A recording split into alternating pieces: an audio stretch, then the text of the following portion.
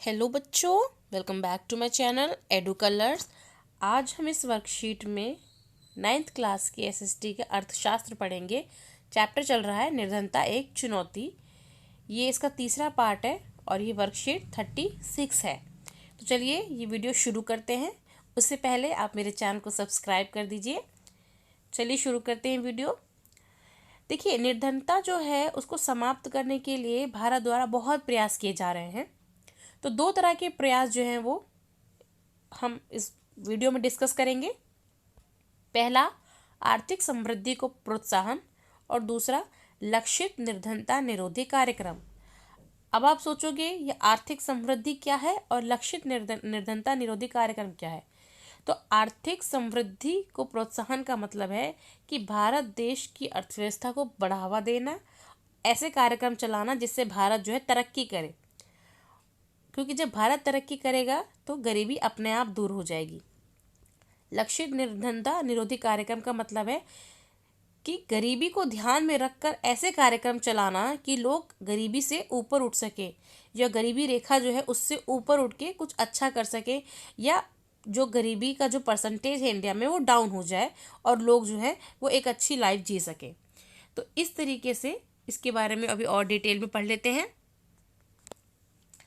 देखिए, जब भारत आज़ाद हुआ तो भारत की ऐसी स्थिति नहीं थी कि वो तरक्की कर सके, बहुत अच्छे हालात में भारत नहीं था। तो 1950 से 1980 के दशक तक भारत, यानी 30 वर्ष तक भारत की जो प्रति व्यक्ति आय थी उसमें कोई वृद्धि ही नहीं हो रही थी। 1950 के दशक से 1980 के दशक तक जो भारत की प्रति व्यक्ति आय थी वो जो बहुत ज़्यादा डाउन थी, यानी कि वैसे की वैसे ही थी, स्थिर थी। और जो गरीबी थी वो 45% थी, यानी कि 100 में से 45 लोग उस समय गरीब थे।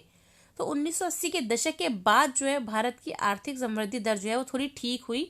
विश्व में भारत जो है तेजी से, भारत की अर्थव्यवस्था जो है वो बढ़ी।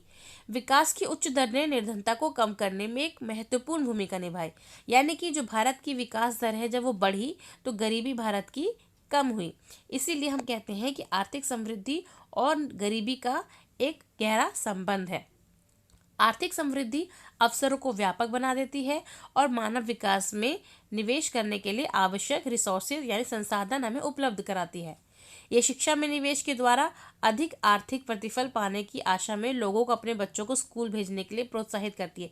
यानी कि जब देश तरक्की करता है या हम आर्थिक समृद्धि की बात करते हैं तो अगर एक व्यक्ति पढ़ता है तो अपने आगे आने वाली पीढ़ी को पढ़ाता है, उसकी सोच बदलती है। तो अगर हम शिक्षा में अगर पैसा लगाएंगे, बच्चों को अच्छी इनोवेटिव शिक्षा देंगे, तो जो लोग हैं जो अपने बच्चों को नहीं पढ़ा पा रहे हैं, या ऐसे कार्यक्रम चलाए जाएं कि जो लोग हैं वो अपने बच्चों को स्कूल भेजें।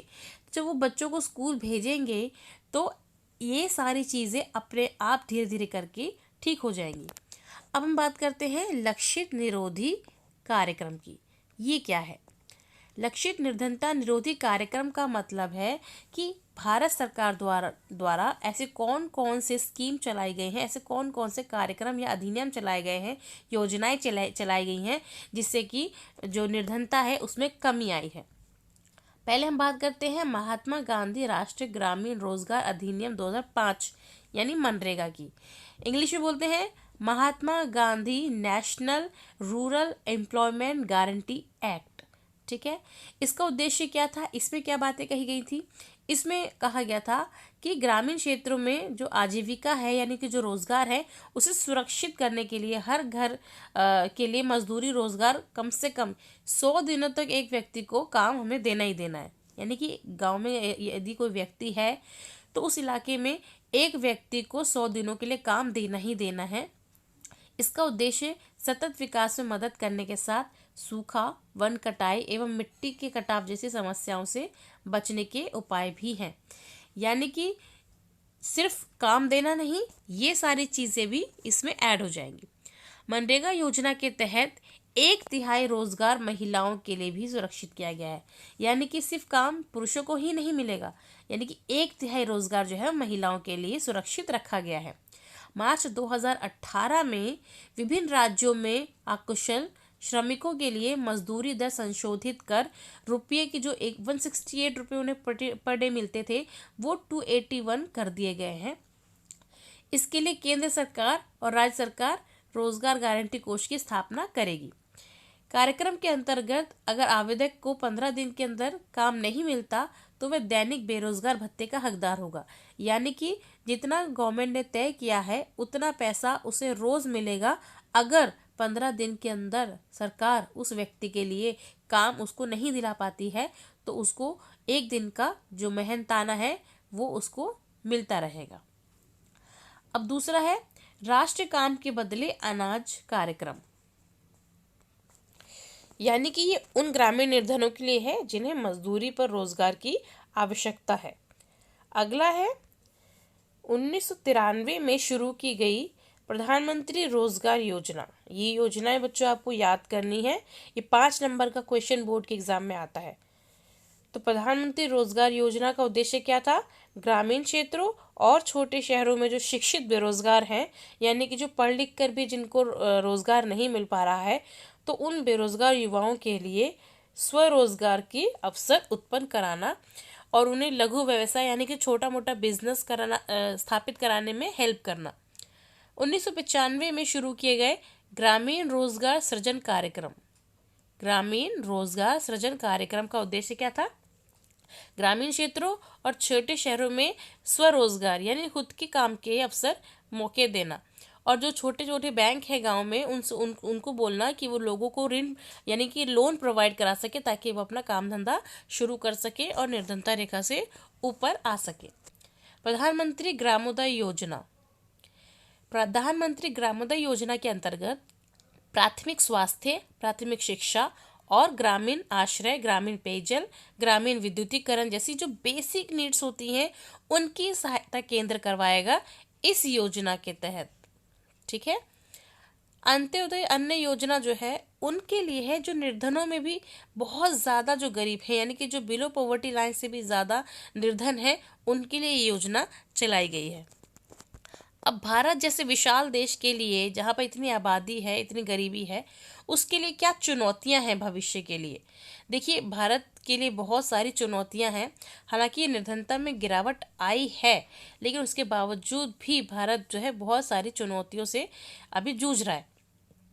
ग्रामीण और शहरी क्षेत्रों में विभिन्न राज्यों में निर्धनता अभी भी बहुत ज़्यादा है, यानी कि गाँवों में बहुत ज़्यादा है, शहरों में भी है निर्धनता। देश में निर्धनता की समाप्ति का कार्य उच्च आर्थिक समृद्धि यानी देश का विकास, सभी के लिए निःशुल्क प्राथमिक शिक्षा, जनसंख्या वृद्धि में गिरावट यानी कि जो जनसंख्या बहुत ज़्यादा बढ़ी है उसमें कमी, महिलाओं और समाज के आर्थिक रूप से कमज़ोर वर्गों के बढ़ते सशक्तिकरण के द्वारा ही संभव हो सकेगा। महिलाओं और समाज के आर्थिक रूप से कमज़ोर वर्ग यानी कि जो जिनके पास कम पैसा है उनकी बात हो रही है, तो उनके सशक्तिकरण के द्वारा ही हम निर्धनता को कम कर सकते हैं। निर्धनता का अर्थ जीवन निर्वाह के न्यूनतम स्तर की अपेक्षा उचित स्तर के रूप में हो। निर्धनता की अवधारणा का विस्तार मानव निर्धनता तक कर देना चाहिए, यानी कि निर्धनता की जो अवधारणा है उसका विस्तार हमें मानव निर्धनता तक कर देना चाहिए। हो सकता है कि बड़ी संख्या में लोग अपना भोजन जुटाने में समर्थ हों, लेकिन क्या उनके पास शिक्षा है, घर है, स्वास्थ्य सेवा की सुविधाएं हैं, रोजगार की सुरक्षा, आत्मविश्वास और सम्मान है? क्या वे जाति और लिंग आधारित भेदभाव से मुक्त हैं? यानी कि अगर कोई व्यक्ति खाना तो जुटा ले रहा है, लेकिन क्या उसके पास घर है, एजुकेशन है, क्या अच्छे स्वास्थ्य है, क्या वो काम कर सकता है भविष्य में, क्या उसके अंदर कॉन्फिडेंस है, क्या उसे समाज में सब इज्जत से देखते हैं, क्या उसके साथ जाति या लड़का लड़की जैसा भेदभाव तो नहीं होता? तो ये सारी चीज़ें जो हैं वो हमारे विकास में बाधाएं हैं और निर्धनता की परिभाषा भी बदल देते हैं। तो इसीलिए निर्धनता उन्मूलन यानी हटाना एक गतिशील लक्ष्य है, यानी कि वो रुक नहीं सकता, इसको बढ़ते रहना है और ये भावी चुनौतियों से सामना भारत को करते रहना है और इसके लिए उपाय भी सोचते रहना है। सभी को सम्मान के साथ स्वास्थ्य सेवा, शिक्षा, रोजगार ये सब सुरक्षा उपलब्ध कराना ये भावी भारत के लिए बहुत बड़ी चुनौतियां हैं। अब हम आते हैं क्वेश्चंस पे। तो पहला क्वेश्चन है, निर्धनता दूर करने के लिए सरकार द्वारा किन 2 प्रकार के उपाय किए जा रहे हैं?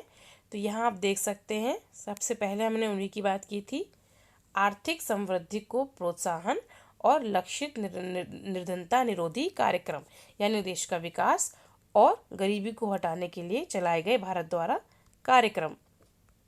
अगला क्वेश्चन, आर्थिक विकास से निर्धनता किस प्रकार प्रभावित होती है? तो इसका उत्तर होगा, आर्थिक समृद्धि अवसरों को व्यापक बना देती है, मानव विकास में निवेश के लिए आवश्यक संसाधन उपलब्ध कराती है, ये शिक्षा में निवेश के द्वारा आर्थिक प्रतिफल पाने की आशा में लोगों को अपने बच्चों को स्कूल भेजने के लिए भी प्रोत्साहित करती है। अगला क्वेश्चन है, मनरेगा कार्यक्रम के क्या उद्देश्य हैं? तो मनरेगा कार्यक्रम के उद्देश्य हैं, यानी कि जो गांव में ग्रामीण लोग हैं उनको 100 दिन का रोजगार देना। यहाँ देखिए लिखा हुआ है, कम से कम 100 दिन का रोजगार देना। अगर रोजगार उपलब्ध नहीं हो पा रहा है तो उनको बेरोजगारी भत्ता देना, और इसके अलावा मदद करने के साथ साथ सूखा, वन कटाई व मिट्टी के कटाव जैसी समस्याओं से बचाने का उपाय भी करना। अगला क्वेश्चन है, युवाओं के लिए स्वरोजगार योजना से क्या लाभ हो सकते हैं? तो युवाओं के लिए स्वरोजगार योजना से क्या लाभ हो सकते हैं? वो खुद का व्यवसाय कर सकते हैं, छोटा मोटा बिजनेस कर सकते हैं और उद्योग स्थापित करने में केंद्र सरकार उनकी मदद करेगा। अगला क्वेश्चन, आपके विचार में निर्धनता दूर करने के लिए क्या क्या काम किए जा सकते हैं? तो आपके हिसाब से क्या होना चाहिए? तो पहले तो है कि जनसंख्या जो बढ़ रही है भारत की, उसको कंट्रोल करने के लिए उपाय करने चाहिए। बैंकों में ग्रामीण क्षेत्रों में लोन प्रोवाइड करना चाहिए ताकि लोग खुद का व्यवसाय कर सके, छोटा मोटा काम ढूंढ सके, कर सके। आपके हिसाब से बच्चों और क्या होना चाहिए? 2 पॉइंट तो मैंने बता दिए। आपके हिसाब से ऐसा क्या होगा कि जो काम है, जो निर्धनता है, वो धीरे धीरे कम हो जाए? और भारत सरकार द्वारा गरीबों के लिए जो बिल्कुल बेसिक नीड्स होती हैं उनको पूरा करने का काम ज़रूर करना चाहिए। अगला क्वेश्चन है, भोजन और आवास जुटाने के साथ साथ किसी व्यक्ति के जीवन में अन्य किन किन आवश्यकताओं को आप महत्व देंगे और क्यों? तो क्या सिर्फ भोजन और घर ही जो है वो मनुष्य के लिए काफ़ी होता है? नहीं, ये चीज़ काफ़ी नहीं है। उसका स्वास्थ्य, रोजगार की सुरक्षा, उसका आत्मसम्मान, उसका आत्मविश्वास, जाति और लिंग के आधार पर उसके साथ किसी तरह का भेदभाव तो नहीं हो रहा, ये सारी चीज़ें जो हैं एक लक्ष्य की चुनौतियां हैं जो इनको पाना है, और ये सारी चीज़ों को हम महत्व देंगे कि हाँ, एक मनुष्य के लिए ये सारी चीज़ें इंपॉर्टेंस रखती हैं। तो बच्चों, यहाँ पर ये वीडियो कंप्लीट होता है। अगर आपको मेरा ये वीडियो अच्छा लगता है तो इसे लाइक करें, शेयर करें, कमेंट सेक्शन में बताएं कि मेरा वीडियो आपको कैसा लगा, और नए व्यूवर्स मेरे चैनल को सब्सक्राइब करें। Thanks for watching.